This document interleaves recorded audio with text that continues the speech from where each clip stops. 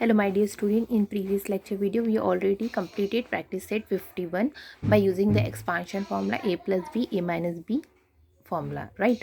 So what is the formula? A plus b and a minus b is equal to a square minus b square. So by using that formula we solved practice set 51. Okay, so now we are going to start the lesson number, same lesson number 14, algebraic formula expansion of square of standard 7th.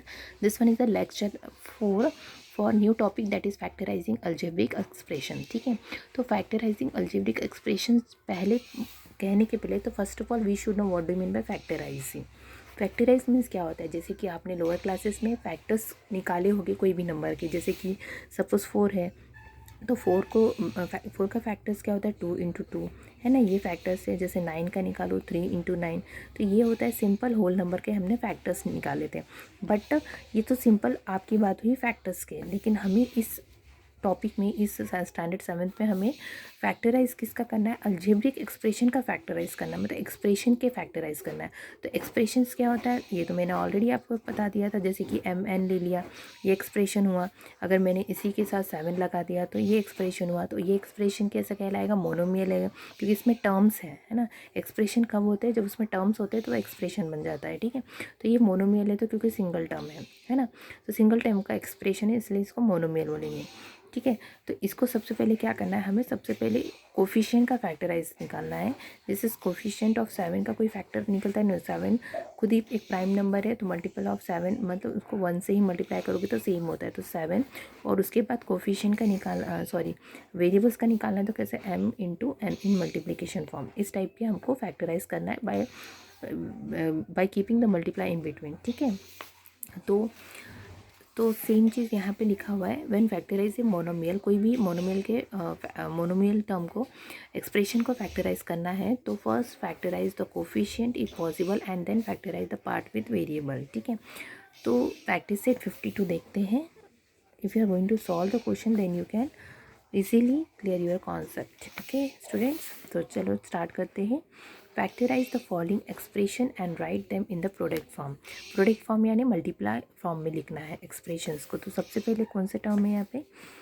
201 A cube B square. ठीक है, variable का कोई problem नहीं, क्योंकि इसको product form में लिखोगे तो कितने टाइम्स भी जो वेरिएबल है उसको उतने टाइम्स लिखने पड़ते हैं. बट जब कोफिशिएंट आता है 201 तो it is very difficult to find. तो आपको तो पता है 201 इस टाइप में डिवाइड करते हैं, है ना. तो यहाँ पे 1 है तो ये डिविजिबिलिटी टेस्ट ऑफ 2 में तो नहीं जाएगा, 3 में जाएगा. तो 3 6 18, 3 7 21. ठीक है, तो ये 67 जो प्राइम नंबर है तो ये खुद से ही मल्टीप्लाई होगा. तो 201 ए क्यूब बी स्क्वायर का इसका प्रोडक्ट कैसे लिखोगे? इसका एक्सप्रेशन का प्रोडक्ट फॉर्म कैसे लिखोगे? 201 का क्या फैक्टर आया? 3 और 1 सेकेंड 67 मल्टीप्लाई, और कोई है क्या? नहीं, 1 है तो नो नीड टू राइट 1. अब ए क्यूब को कितने बार लिखोगे? 1 टाइम, 2 टाइम, 3 टाइम. और बी को कितने टाइम लिखोगे? B into b means 2, b square means 2 times है, इसलिए इसको 2 टाइम्स है. हो गया. That much you have to do. Understood? So let us solve the next question number 2, 91xy square.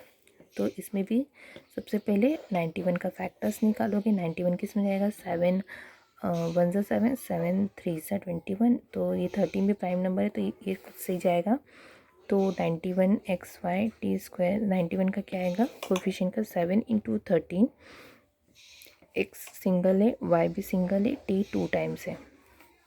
Okay, so now next third है 24 ए square B square.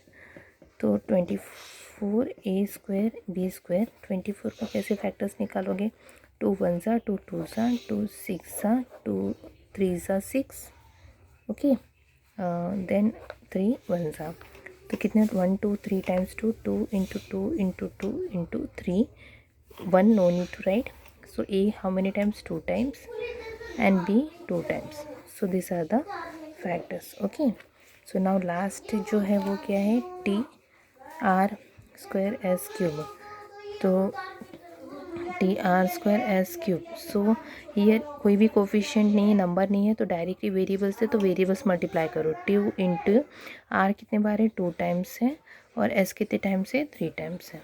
Okay, so this practice set 52 is very easy and very scoring chapter है ना, very scoring practice set है आपका, इसमें wrong नहीं हो सकता जब तक आपको अगर फैक्टर्स निकालने आते हो, तो definitely you can find easily this practice set 52. Okay student, so now we are going to start the next topic of same lesson, that is क्या है, फैक्टराइजिंग अ बाइनोमियल.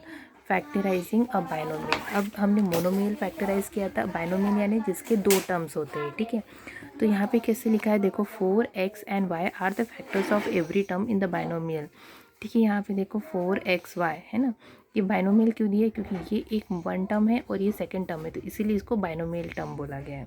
तो ये बाइनोमियल का कैसे, हमने अभी तक मोनोमियल का फाइंड किया था, now we are going to find the binomial term के कैसे फैक्टराइज कर सकते हैं. ठीक है, it's very easy, just you have to take out the common factor, so it is very easy for you to solve. Okay, so let us solve the practice set 53, then you can understand the concept how you are going to solve the binomial factorizing. ठीक है, तो क्या लिखा है, first of all let us see factorise the following expression. तो first question क्या है, p square minus q square है. तो ये आप अगर देखोगे तो ये एक फॉर्मूला बन चुका है, हमने जो कि एक्सपांशन फॉर्मूला पढ़े थे सेकंड वाला, that is a plus b a minus b is equal to a square minus b square. तो हम इसको यूज़ कर सकते हैं, राइट स्टूडेंट. तो कैसे लिखोगे, here a is equal to p and b is equal to Q.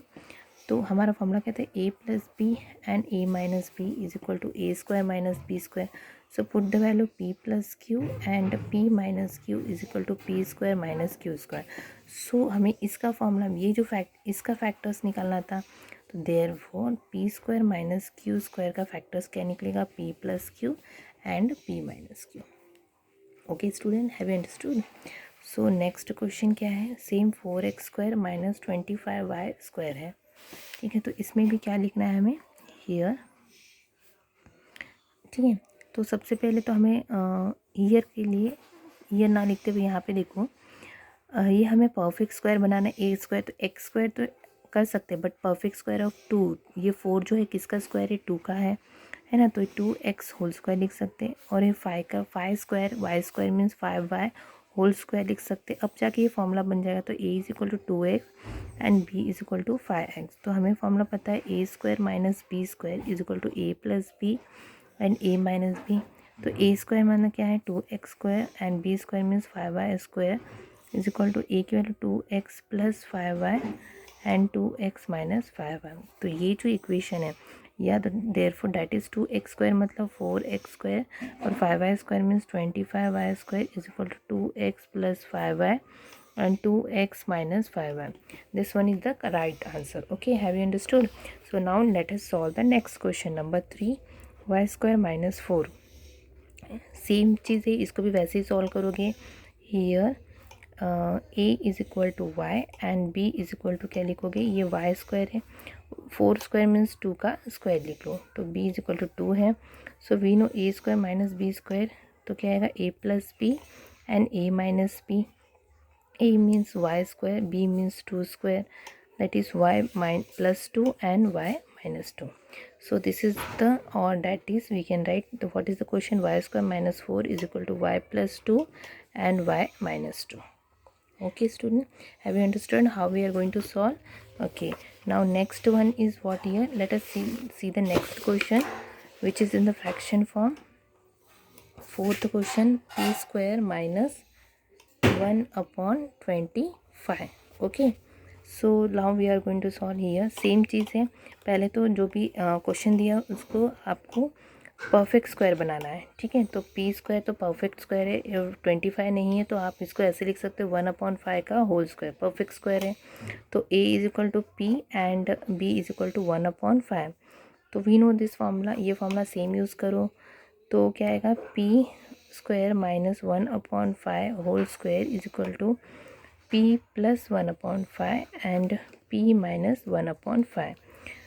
So p square upon 1/25 is equal to p plus 1/5 and p minus 1/5. Okay, okay, have you understood. Now let us see the next question. Fifth question हम देखेंगे अब, that is 9x square minus 1/16 y²। तो same है, आपको क्या करना है, perfect square बनाना है, ठीक है। 9x² minus 1/16 y²। तो x² परफेक्ट है, बट 9 का परफेक्ट स्क्वायर, 9 किसका परफेक्ट स्क्वायर है, 3 का है, तो 3x² लिख सकते हैं हम, ये राइट। और 1 का परफेक्ट 1 ही है, 16 किसका है, 4 का है, तो 1/4y²। तो यहाँ पे क्या है, a is equal to 3x and b is equal to 1/4y।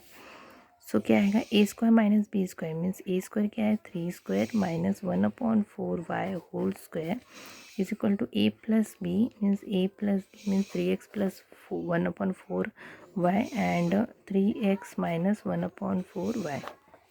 Okay, अब 6th क्वेश्चन देखते हैं हम, date is x² minus 1/x²। तो सेम यहाँ पे भी वैसे ही करना है, ठीक है। Here a is equal to x है और b is equal to 1/x है, ठीक है। तो now we know the formula, same formula आपको यूज़ करना है a² माइनस b² का। So x² minus 1/x² is equal to a² means x plus 1/x and x minus 1/x। Okay, now 7th, what is the 7th question, a² b minus ab, ठीक है। अब ये इसमें देखोगे तो इसमें कोई भी एक्सपांशन फार्मूला यूज़ नहीं होने वाला है स्टूडेंट, ठीक है। तो हम हर एक टर्म को फैक्टराइज करेंगे इसमें, ठीक है। कैसे, देखो a² b minus a B, ठीक है। तो इसका फैक्टर क्या होगा, a इंटू बी माइनस का माइनस इसका a इंटू बी, ठीक है। अब यहाँ पे a कॉमन है और b कॉमन है, b कॉमन है, तो a b कॉमन लिखो, इसमें क्या बचा ब्रैकेट में a माइनस यहाँ पे कुछ बना 1, तो this is the therefore a² b minus a b का क्या आएगा, a b a minus 1। Okay, this is the factorise of this equation. now we have to see the number 7th, sorry 8th क्या है, 4x² y 6x²। Same यहाँ पे भी करना है, यहाँ पे क्या है 4x² y 6x², तो यहाँ पे भी वैसे ही करना है, 4x² का ईच टर्म को फैक्टर करना है।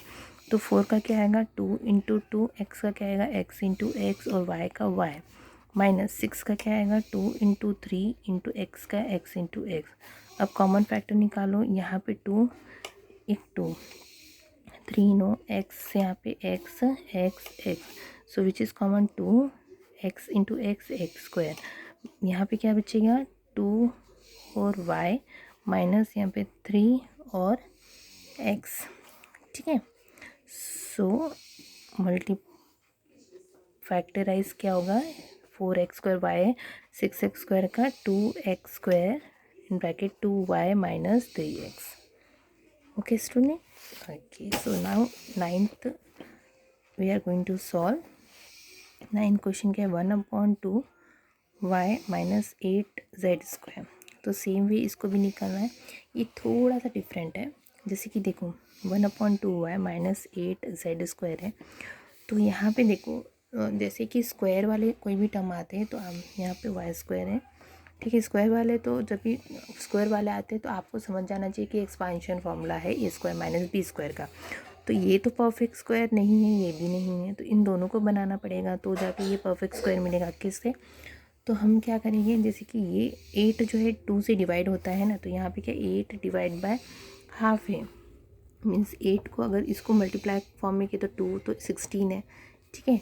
तो इसमें क्या आएगा 1/2 अगर मैंने कॉमन निकाला तो ब्रैकेट में क्या है ना y² माइनस यहाँ पे 16z² लिखा, क्योंकि 2 डिवाइड बाई 8 16 कितना होगा 80 होगा, है ना। तो ये परफेक्ट स्क्वायर बन गया, ठीक है। तो मतलब क्या होगा 1/2 y एक परफेक्ट स्क्वायर और 16 का क्या है 4 का perfect square z whole square बन गया a² माइनस b²। तो a is equal to y है और b इज इक्वल टू क्या है यहाँ पे 4z है।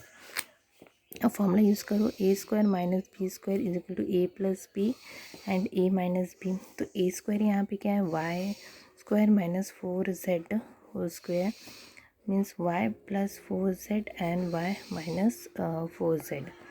देयरफॉर that is question क्या है 1/2 y² minus 8z² is equal to half in bracket y plus 4z and y minus 4z।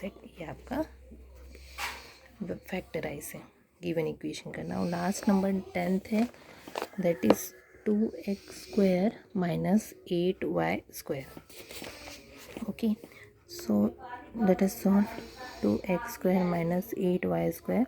तो ईच टर्म के फैक्टर्स निकालो। 2 into x how many time 2 time minus 8 का factor क्या आएगा 2 2 ज़ा 4 4 2 ज़ा 8 Y into Y.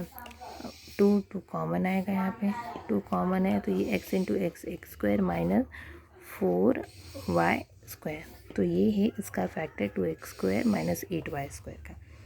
okay students, like this way we completed our lesson number which lesson we are going to solve? Lesson number 14, algebraic formula expansion of square. Each and every practice set I solved, you go through each and every exercise and try to learn the formula and try to solve each formula based questions. Okay students, thank you. In the next lecture video we are going to continue with the next new topic. Thank you.